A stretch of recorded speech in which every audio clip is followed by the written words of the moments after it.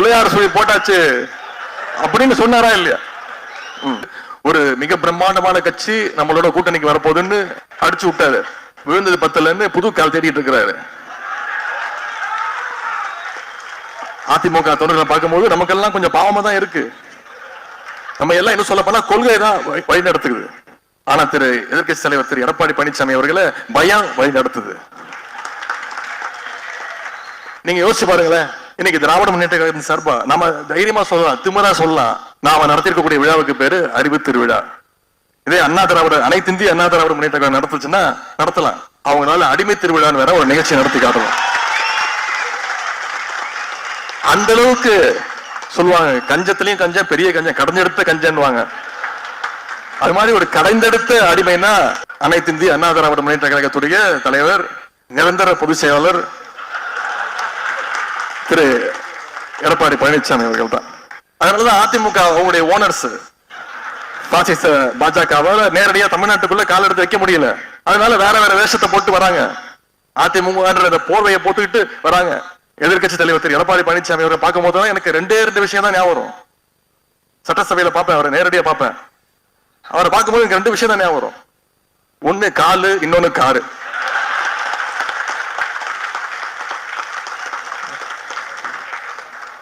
ஒரு கட்சி தலைவர், நம்மளை பொறுத்த வரைக்கும் நிரந்தர தலைவர், இப்படி இன்னொரு கட்சி தலைவர் பார்க்கறதுக்கு எந்த ஊர்லயாவது இப்படி ஒரு கூத்து நடக்குமா?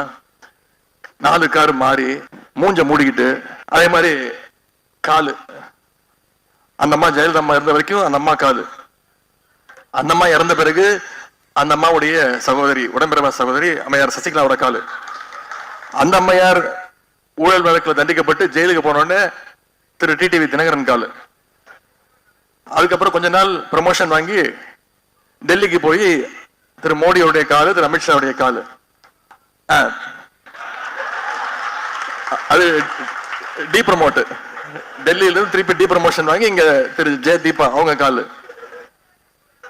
இன்னைக்கு விழுந்தது 10ல புது கால் தேடிட்டு இருக்கிறாரு. அதிமுக தொண்டர்களை பார்க்கும்போது நமக்கெல்லாம் கொஞ்சம் பாவமா தான் இருக்கு. எடப்பாடி பழனிசாமி அவர்கள் அதிமுக தொண்டர்களை தொடர்ந்து ஏமாத்திட்டு வர்றாரு. என்ன சொன்னாரு? 1 மாதத்துக்கு முன்பு, 20 நாட்களுக்கு முன்பு ஒரு மிக பிரம்மாண்டமான கட்சி நம்மளோட கூட்டணிக்கு வரப்போகுதுன்னு அடிச்சு விட்டாரு. 15 நாட்களுக்கு முன்பு அவருடைய பிரச்சார கூட்டத்துல இன்னொரு கட்சியோட கொடிய அவங்களே பிடிச்சு ஆட்டிக்கிட்டு, பாத்தீங்களா பாத்தீங்களா அப்படின்னாரு. பிள்ளையார் சுழி போட்டாச்சு அப்படின்னு சொன்னாரா இல்லையா? எனக்கு அவரை பார்க்கும்போது என்ன ஞாபகம் தெரியுமா? ஃபைனல் எக்ஸாம் படிக்கிற பையன் ஃபுல்லா ஊரை சுத்திட்டு விளையாண்டுட்டு, தப்புன்னு சொல்லல, வேற எக்ஸாமுக்கு படிச்சுட்டு போனவங்க பரவாயில்ல, சுத்தமா படிக்கவே படிக்காம நைட்லாம் தூங்காம காலைல எந்திரிச்சு குளிச்சுட்டு தலைலாம் சீவிட்டு சாமி போட்டோக்கு முன்னாடி போய் எல்லா மந்திரங்கள் எல்லாத்தையும் சொல்லிட்டு குங்குமம் வச்சுட்டு விபூதி வச்சுக்கிட்டு கடைசியில ஸ்கூலுக்கு போனோடனே கொஸ்டின் பேப்பர் கொடுத்தோடனே ஒன்னும் தெரியாம மொழிப்பான். பாத்தீங்களா? இன்னைக்கு அந்த நிலைமையில இருக்கிறார் திரு எடப்பாடி பழனிசாமி அவர்கள். எக்ஸாம் பேப்பர்ல வந்தோடனே ஆன்சர் ஷீட்ல வெறும் பிள்ளையார் சுழி மட்டும் தான் போடுவாங்க. அதுக்கப்புறம் எழுதுறதுக்கு ஒன்னும் இருக்காது, எல்லாம் மேல இருக்கிறவன் பார்த்துப்பான் அப்படின்னு விட்டுருவாங்க. அப்படிப்பட்ட நிலையில இன்னைக்கு திரு எடப்பாடி பழனிசாமி அவர்கள் இருக்கிறார். எமர்ஜென்சி காலத்துல இன்னொரு விஷயம் நடந்தது. இங்க குறிப்பிட விரும்புகின்ற, பதிய வைக்க விரும்புகின்ற இளைஞரணி தம்பிமார்களை தெரிஞ்சுக்கணும். எமர்ஜென்சி காலத்துல ஒன்றிய அரசு என்ன பண்ணுச்சு? மாநில கட்சிகள் எல்லாம் தடை செய்யணும், பேன் பண்ணணும் அப்படின்னு முடிவெடுத்தாங்க. உடனே அண்ணா திராவிட முன்னேற்ற கழகம் என்ன தெரியுமா பண்ணாங்க? கட்சி பேரை மாத்திட்டாங்க. ஏதோ உத்தரப்பிரதேசத்திலயும் ராஜஸ்தான்லயும் உங்களுக்கு கிளை எடுக்கிற மாதிரி அண்ணா திராவிட அனைத்து இந்திய அண்ணா திராவிட முன்னேற்ற கழகம் கட்சி பேரை மாத்திட்டாங்க.